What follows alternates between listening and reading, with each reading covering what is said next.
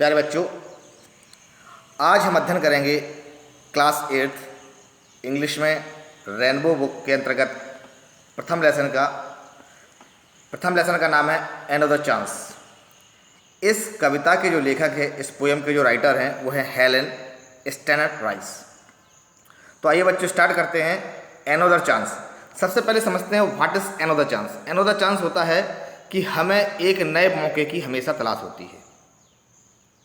वह नया मौका क्या है, हम क्यों नया मौका खोजते हैं, आइए अध्ययन करते हैं इस लेसन से।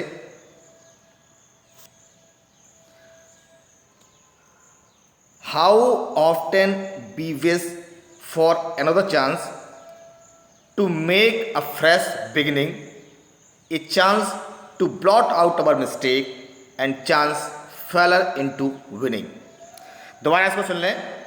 How often we wish to another chance to make a fresh beginning, to chance to blot out our mistake and chance failure into winnings।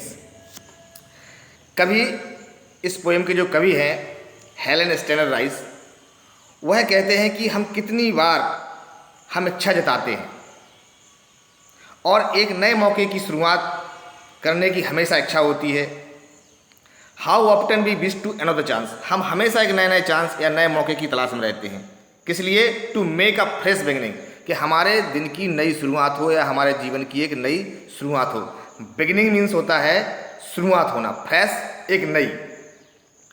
To chance to blot out our mistake, एक चांस या एक जो मौका है to blot out our mistake. Blot out का मतलब होता है मिटाने की, मिस्टेक माने अपनी गलतियां, अर्थात एक मौका अपनी गलतियों को मिटाने की, और and chance failure into winning, और अपनी असफलता को जीत में बदलने की। तो कवि कहता है कि हम कितनी बार इच्छा जताते हैं एक नए मौके की, नई शुरुआत करने की, एक मौका अपनी गलतियों को मिटाने की और अपनी असफलता को जीत में बदलने की। यहाँ पे जो हार्ड वर्ड्स आए हैं इसकी आप मीनिंग लिख लें। बिगिनिंग मीन्स होता है शुरुआत करना। ब्लॉट आउट की जो मीनिंग है, उसका जो हिंदी शब्दार्थ है वह है मिटाने की, और मिस्टेक मीन्स होता है गलतियाँ। And a chance failure into winning, chance मतलब एक मौका, फेलर मीन्स होता है हमारी जो असफलताएं हैं उसको इनटू विनिंग या उसको जीत में बदलने की। तो प्रथम 4 पंक्तियों का जो शब्दार्थ है वह यह है कि कवि जो हेलेन स्टेनर राइस हैं वह कहते हैं कि हम कितनी बार, न जाने कितनी बार अपनी गलतियों को छिपाते हैं। हम बार बार इच्छा जताते हैं कि हमें एक नए मौका मिले, हमें जीवन में नया जीवन यापन करने के लिए एक नई शुरुआत हो, हम अपनी गलतियों को मिटा सकें और एक नए जीवन की गलतियों को मिटाते हुए एक नए जीवन की शुरुआत कर सकें। अगली 4 पंक्तियां हैं। It does not take a new day to make a brand new start, it only take a deep desire to try with all our heart.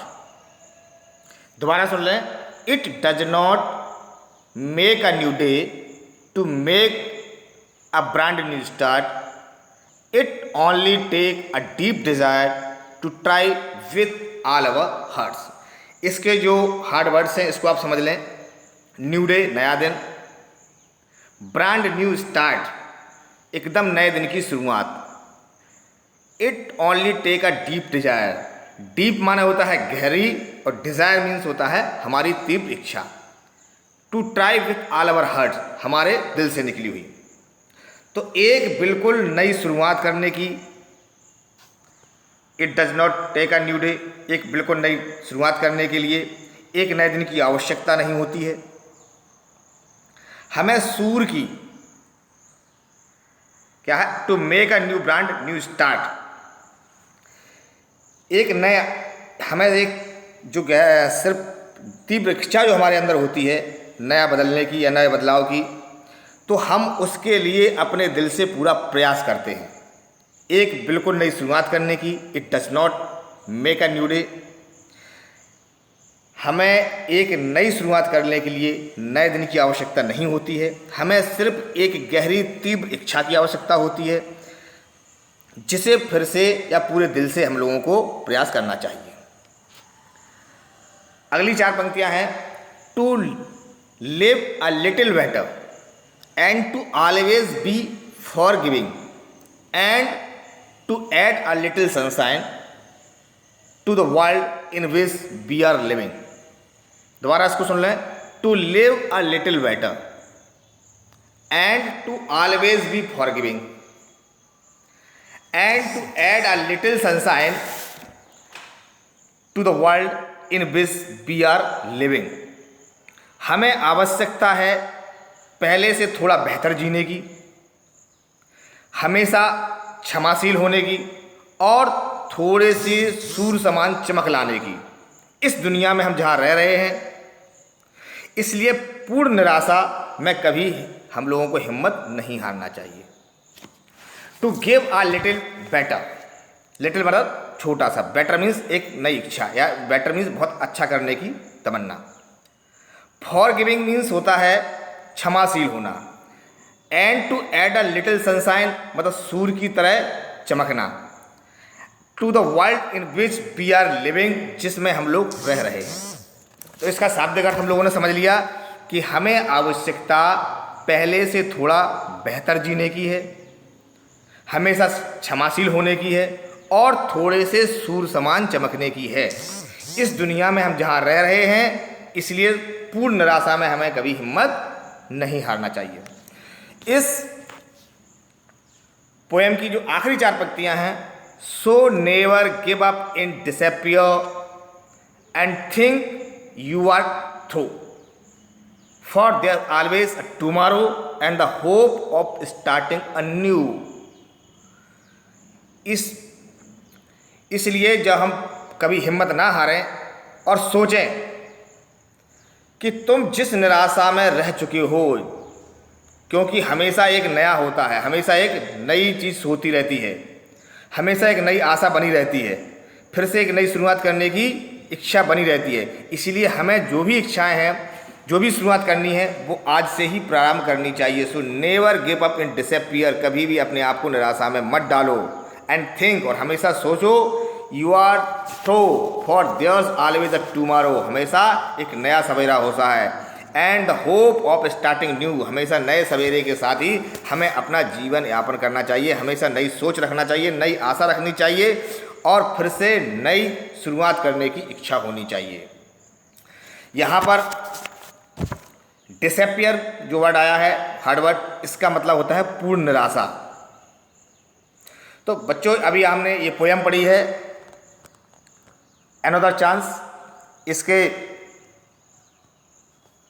इस पोयम को जिसने लिखा है हेलेन स्टैंडर राइस। बच्चों, आप इस पोयम को तैयार कर लें, इसको लर्न कर लें, इसके हार्ड वर्ड्स जो मैंने बताए हैं वो लिख लें। यहाँ पर हार्ड वर्ड्स दिए गए हैं, इसको भी आप लिख सकते हैं।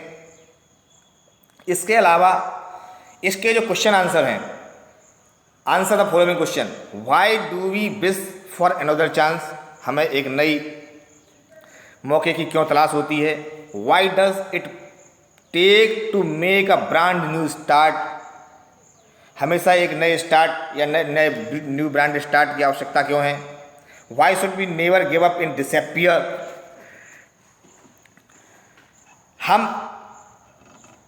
हमें why should be never give up disappear, हमें हमेशा पूर्ण निराशावादी या निराशावादी हमेशा छोड़ देना चाहिए, क्यों।